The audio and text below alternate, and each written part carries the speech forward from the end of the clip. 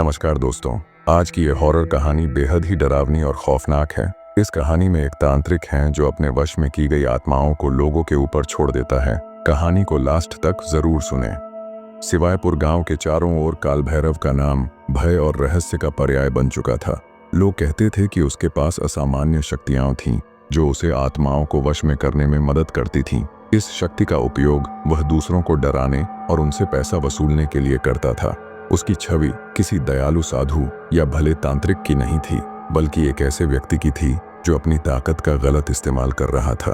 गांव के किनारे बने उसके कुटीरे को लोग दूर से ही देखते थे, लेकिन पास जाने की हिम्मत किसी में नहीं थी। कुटीरे के आसपास हमेशा एक अजीब सा सन्नाटा छाया रहता। चारों ओर तांत्रिक चिन्ह और विचित्र प्रतीक बने हुए थे। लोगों का मानना था कि इन प्रतीकों में ही उसकी ताकत छिपी हुई थी। कुटीरे के अंदर एक गुफा थी जो और भी डरावनी और रहस्यमयी थी। गांव वालों का कहना था कि इस गुफा में काल भैरव ने कई भटकती आत्माओं को कैद कर रखा था। काल भैरव ने अपनी शक्तियों का प्रदर्शन कर गांव वालों को अपने अधीन कर लिया था। उसकी तरकीब थी, जो लोग उसकी बात नहीं मानते या उसे धन चढ़ावा नहीं देते, उनके पीछे वह कैद आत्माओं को छोड़ देता। गांव वालों ने देखा था कि जो भी उसके खिलाफ जाता वह अजीबोगरीब घटनाओं का शिकार हो जाता। कभी उनके घरों में अजीब सी आवाजें सुनाई देती, कभी छायाएं दिखती और कभी चीजें अपने आप हिलने लगती। इन घटनाओं से गांव वाले इतने डर जाते कि अंत में काल भैरव को चढ़ावा देना ही उनकी मजबूरी बन जाती। रामदीन नाम का किसान इसका सबसे बड़ा उदाहरण था। जब उसने अपने बीमार बेटे के इलाज के लिए काल भैरव से मदद मांगी तो तांत्रिक ने भारी रकम की मांग की। रामदीन ने पैसे देने से मना कर दिया, लेकिन उसी रात उसके घर में असामान्य घटनाएं होने लगीं। खिड़कियां अपने आप खुलने लगीं, दीवारों पर जलते हाथों के निशान दिखाई देने लगे और हर तरफ अजीब सी ठंडी हवा महसूस होने लगी। रामदीन का परिवार इतना डर गया कि उसने अपनी जमीन बेचकर काल भैरव को पैसे दे दिए। यह अकेली घटना नहीं थी, गांव के कई अन्य लोग भी इस तरह की समस्याओं का सामना कर चुके थे। किसी के खेत में रातों रात फसलें सूख गईं तो किसी के पशु अजीब तरीके से मर गए। ये घटनाएं लोगों को यकीन दिलाने के लिए काफी थीं कि काल भैरव वाकई आत्माओं को वश में कर सकता है, लेकिन इसके पीछे आत्माओं की तकलीफ और उनकी कैद की कहानी छिपी हुई थी। गांव वालों ने धीरे धीरे काल भैरव से बचने के लिए उसके हर नियम का पालन करना शुरू कर दिया। उसने अपने आतंक का ऐसा जाल बिछाया कि लोग उसकी हर मांग पूरी करते, लेकिन उन्हें इस बात का आभास नहीं था कि जिन आत्माओं को वह डर के लिए इस्तेमाल कर रहा था वे एक दिन विद्रोह करेंगी। सिवायपुर गांव के लोग दिन ब दिन काल भैरव के आतंक के साए में जीने को मजबूर थे। हर किसी के दिल में यह डर बैठ गया था कि अगर तांत्रिक को नाराज किया तो वह आत्माओं का कहर उनके घर पर छोड़ देगा। गांव के बुजुर्ग अक्सर नई पीढ़ी को सावधान करते थे कि वे काल भैरव के कुटीरे की ओर न जाएं और उसकी हर मांग को पूरा करें, चाहे वह कितनी भी कठिन क्यों न हो। रामदीन, जो एक ईमानदार किसान था, काल भैरव के आतंक का शिकार हुआ। उसका बेटा गंभीर रूप से बीमार हो गया था। गांव के डॉक्टर और वैद्य उसकी बीमारी का इलाज नहीं कर पाए। रामदीन की पत्नी ने सलाह दी कि काल भैरव से मदद मांगी जाए। दिल पर पत्थर रखकर रामदीन तांत्रिक के पास गया। काल भैरव ने उसकी बात ध्यान से सुनी, अपनी आंखें बंद की और गुफा में जाकर कुछ मंत्र पढ़ने लगा। जब वह वापस लौटा तो उसने रामदीन से कहा, तुम्हारे बेटे की जान बच सकती है, लेकिन इसकी कीमत देनी होगी। मैं आत्माओं को नियंत्रित करूंगा, लेकिन तुम्हें मुझे 5 सोने की मोहरें और एक बकरा चढ़ावा देना होगा। रामदीन के पास इतने पैसे नहीं थे। उसने विनती की, महाराज, मेरे पास इतना धन नहीं है, कृपा करके मेरी मदद करें। लेकिन काल भैरव ने क्रूरता से कहा, अगर तुम पैसे नहीं दे सकते तो अपने बेटे की मृत्यु के लिए तैयार हो जाओ, मैं तुम्हारी कोई सहायता नहीं कर सकता। रामदीन ने पैसे न देने का फैसला किया, लेकिन उसी रात उसके घर में अजीब घटनाएं शुरू हो गईं। छत पर लगातार किसी के चलने की आवाजें आती, खिड़कियां जोर से बजने लगती और कमरे में अजीब ठंडक छा जाती। रामदीन के परिवार को लगने लगा कि कोई अदृश्य ताकत उन्हें देख रही है। उनके बेटे की हालत और खराब हो गई। डर और मजबूरी में रामदीन ने अपनी जमीन गिरवी रखकर काल भैरव को पैसे चुकाए। रामदीन अकेला नहीं था, गांव में कई ऐसे परिवार थे जिन्होंने काल भैरव के आतंक को झेला था। मोहनलाल का परिवार भी इसका शिकार हुआ था। मोहनलाल के घर के पास अचानक पशुओं की मौत हो गई। जब उसने इसका कारण पूछा तो लोगों ने कहा कि उसने काल भैरव को चढ़ावा नहीं दिया था। मजबूर होकर मोहनलाल ने भी काल भैरव की मांग पूरी की। हर घटना के बाद काल भैरव का आत्मविश्वास और बढ़ता गया। वह खुलेआम कहता, मैं आत्माओं का स्वामी हूँ, जो मेरी बात नहीं मानेगा उसे इन आत्माओं के प्रकोप का सामना करना पड़ेगा। गांव वाले अब पूरी तरह से उसके वश में थे। अमावस्या की रात को लोग उसके कुटीरे के पास जाकर पूजा के लिए धन और सामग्री चढ़ाने लगे। ऐसा माना जाता था कि अगर कोई ऐसा नहीं करता तो वह आत्माओं के कहर का शिकार हो जाएगा। गांव में हर ओर खौफ का माहौल था। लोग अंधेरा होने के बाद घर से बाहर नहीं निकलते थे। छोटे बच्चे काल भैरव के नाम से डरने लगे थे। कोई भी उसकी ताकत पर सवाल नहीं उठाता था। धीरे धीरे गांव एक ऐसे जाल में फंसता चला गया जहां हर कोई तांत्रिक की मर्जी का गुलाम बन गया था। पर किसी को इस बात का अंदाजा नहीं था कि जो आत्माएं काल भैरव के आदेश पर लोगों को डराने का काम कर रही थीं, वे खुद उसकी क्रूरता से तंग आ चुकी थीं। वे बदले की आग में जल रही थीं और उनका गुस्सा धीरे धीरे अपने चरम पर पहुंच रहा था। काल भैरव के कुटीरे का डरावना वातावरण उसकी ताकत का प्रतीक बन चुका था। गांव वाले मानते थे कि वह न केवल आत्माओं को अपने वश में करता था, बल्कि उन्हें अपनी मर्जी से उपयोग करके दूसरों पर हमला करने के लिए मजबूर भी करता था। काल भैरव का दावा था कि वह अमावस्या की रात में किए जाने वाले अपने अनुष्ठानों के जरिए आत्माओं को और अधिक शक्तिशाली बनाता है। काल भैरव के कुटीरे के अंदर एक गुफा थी जिसे वह अपनी तांत्रिक प्रयोगशाला कहता था। इस गुफा के अंदर एक लोहे की कुटिया रखी हुई थी जिसमें उसने कई आत्माओं को बंद कर रखा था।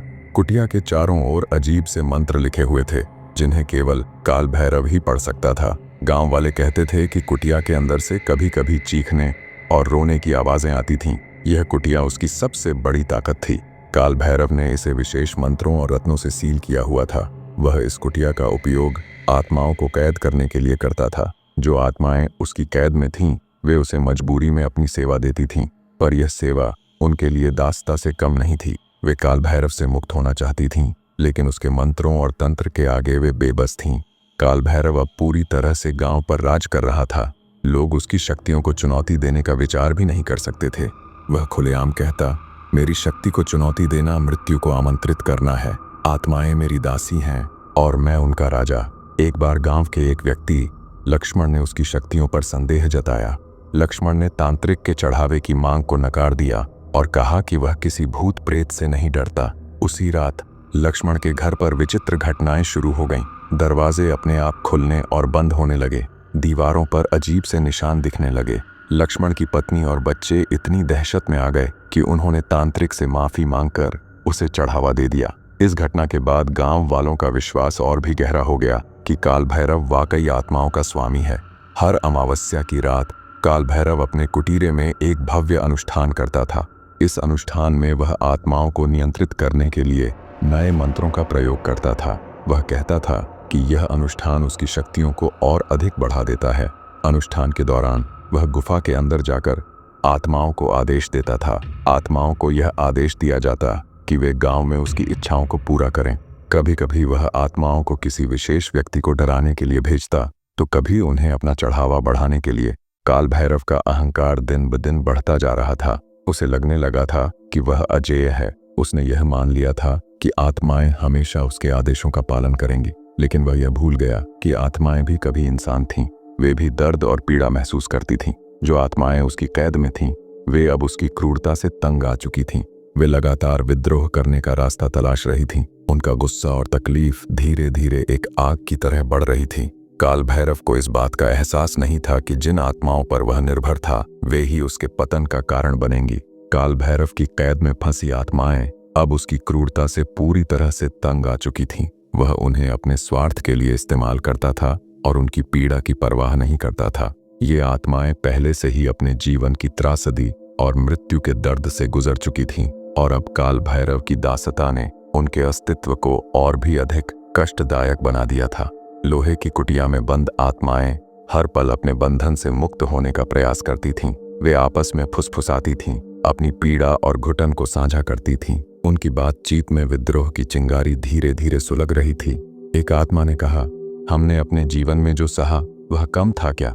अब यह तांत्रिक हमें अपने स्वार्थ के लिए बांध कर रखता है। हमें इससे मुक्त होना होगा। दूसरी आत्मा ने उत्तर दिया, लेकिन यह कुटिया और इसके मंत्र हमें यहाँ बांधे रखते हैं। इसे तोड़ना आसान नहीं होगा। काल भैरव अब अपनी शक्तियों के अहंकार में इतना खो चुका था कि उसने आत्माओं के प्रति अपनी सतर्कता कम कर दी थी। उसने लोहे की कुटिया पर इस्तेमाल किए गए मंत्रों को दोहराने में लापरवाही बरतनी शुरू कर दी थी। यह गलती आत्माओं के लिए एक अवसर बन गई। आत्माएं अब जान चुकी थीं कि अगर कुटिया का ताला खोला गया तो वे अपनी पूरी ताकत के साथ आजाद हो सकती हैं। लेकिन उनके पास यह समझने का कोई तरीका नहीं था कि मंत्रों की शक्ति कब कमजोर होगी। एक अमावस्या की रात काल भैरव ने गांव में डर फैलाने के लिए एक बड़ा अनुष्ठान किया।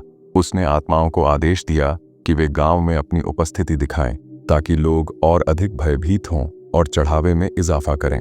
लेकिन अनुष्ठान के दौरान आत्माओं ने महसूस किया कि लोहे की कुटिया के चारों ओर बने मंत्रों का असर पहले जैसा शक्तिशाली नहीं रहा। इस बात का एहसास होते ही आत्माओं ने अपनी पूरी ताकत झोंक दी। काल भैरव गुफा के अंदर मंत्र जप में व्यस्त था। आत्माओं ने अपनी ताकत लगाकर लोहे की कुटिया का ताला तोड़ दिया। जैसे ही कुटिया का दरवाजा खुला, उसमें बंद आत्माएं आजाद हो गईं। उनकी आजादी के साथ गुफा में एक भयानक ऊर्जा का विस्फोट हुआ। गुफा अब आत्माओं के क्रोध का केंद्र बन चुकी थी।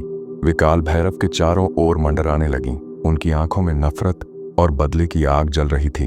एक आत्मा चीखी, तूने हमें हमारे हाल पर छोड़ने की बजाय अपने स्वार्थ के लिए बांध रखा। अब तुझे हमारे दर्द का एहसास होगा। दूसरी आत्मा बोली, आज हम तुझे वैसा ही दर्द देंगे जैसा तूने हमें दिया है। काल भैरव ने आत्माओं को शांत करने की कोशिश की। उसने कहा, मैंने यह सब तुम्हारे भले के लिए किया था।